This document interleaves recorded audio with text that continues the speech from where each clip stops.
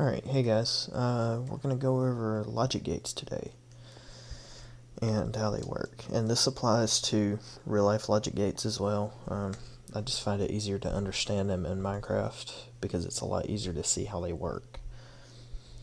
So, ignoring all the other stuff down there for the moment, we're going to start with what I consider the most simple logic gate, and that is the NOT gate, otherwise known as an inverter, which basically takes the signal coming in and inverts it. So say we have an on signal coming in, then we have an off coming out, which is what this truth table says here. Oh, I just destroyed my sign. Before I go too much into depth, let's go down here and I'll show you exactly what that means. So basically on is a 1, so that would be 1. The lamp coming on is 1, and the lamp being off is a 0.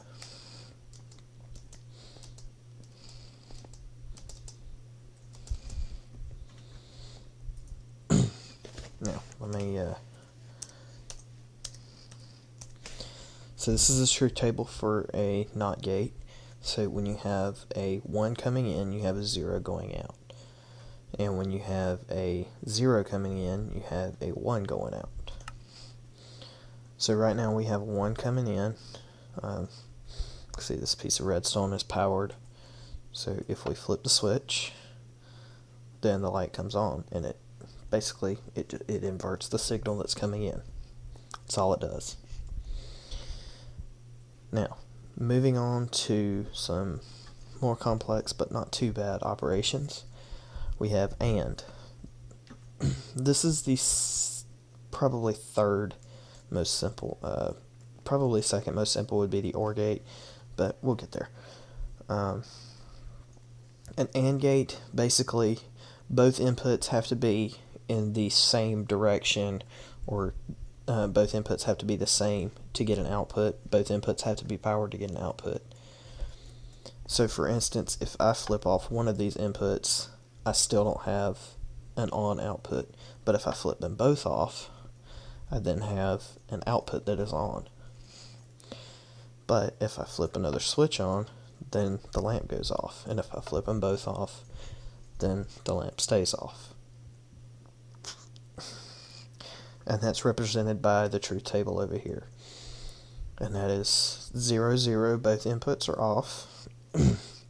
Therefore, the output is off. 0, 1, 0 would be this. The output is still off. And then 1, 0, 0 would be this. The output is still off. And 1, 1, 1 would be both outputs powered and, both inputs powered and the output is powered. Now, moving along to the OR gate. And this one or both inputs have to be powered to get an output. To get a powered output. So, if I were to flip the switch, then we get an output. Our lamp comes on. If I flip the other switch, our lamp comes on.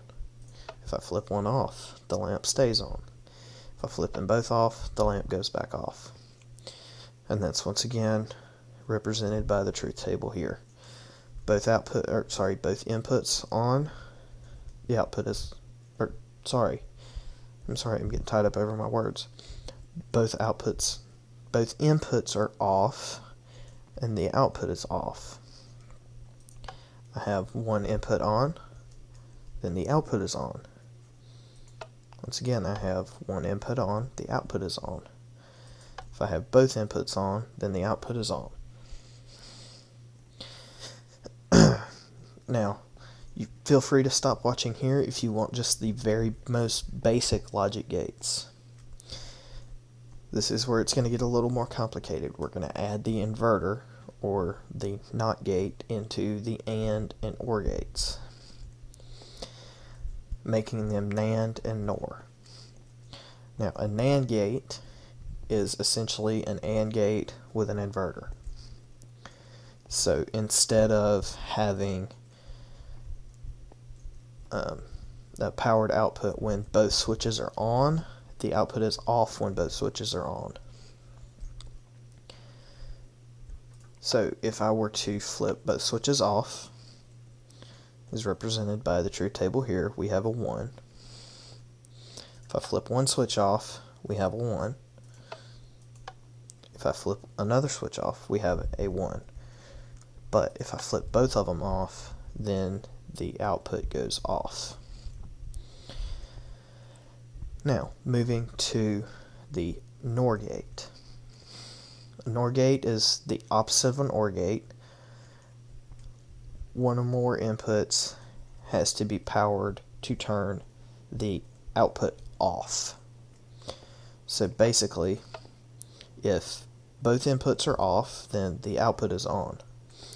If I turn an input on, then the output is off. If I swap inputs, the output is still off. But, oh wait, that still leaves the output off. Yes, if both inputs are turned on, then the output is turned off. Now, these are about to get a little more complicated, so feel free to stop watching here if you don't want to get even more confused if you already are. Now, this is an XOR gate in which the input states have to be on and off to get a powered output. So, if both inputs are off, then the output is off. If both inputs are on, then the output is off. If one input is on and one is off, the output is on. Likewise, if I flip-flop these and make this input off and this one on, the output is still on.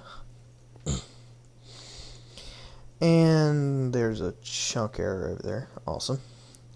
Lastly, the XNOR gate. And this is the opposite of the XOR gate. I don't know if I said that. That's an XOR gate. Watch that lamp over there in the corner. You can't see it real well, but the XOR gate, it's like I said, the opposite of an XOR, and basically both outputs have to be either on or off to get, both inputs have to be on or off to get an output. So right now I have both inputs off, the lamp is on. If I turn one input on, then the lamp goes off. If I flip-flop these, same thing. Off, on, the output is off. If I turn both inputs on, then the output comes on. And it is really that simple.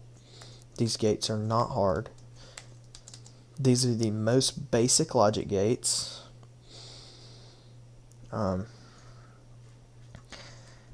There are some more complicated things, such as latches and flip-flops, but that's another topic, another